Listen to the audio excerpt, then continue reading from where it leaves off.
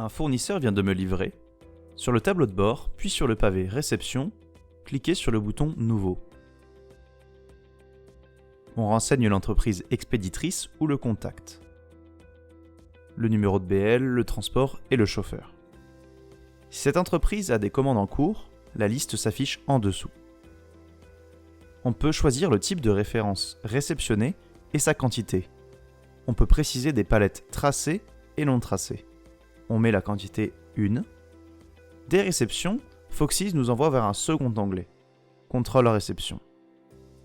Cet onglet permet d'identifier pour les sociétés qui le souhaitent des numéros de lot.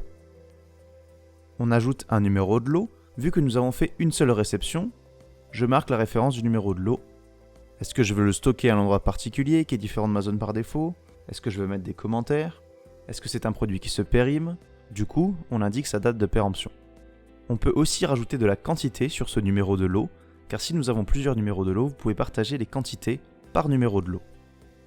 Dans cet onglet, on voit qu'il y a un relevé de mesure. On peut indiquer les mesures relevées. On a un relevé de mesure de longueur qui est 1. Sur le deuxième, on a mesuré 0,9. Les deux valeurs sont affichées en vert, sont donc conformes. Si je change une valeur qui est non conforme, elle s'affichera en rouge. Pour faire ce relevé de mesure, il est possible d'utiliser des appareils de mesure qui sont validés. Sur votre droite, vous retrouvez l'intégralité des appareils capables de mesurer le type de cote qui s'appelle longueur en millimètres. Le pied à coulisse d'Antoine est en rouge, car sa date d'étalonnage n'est pas conforme.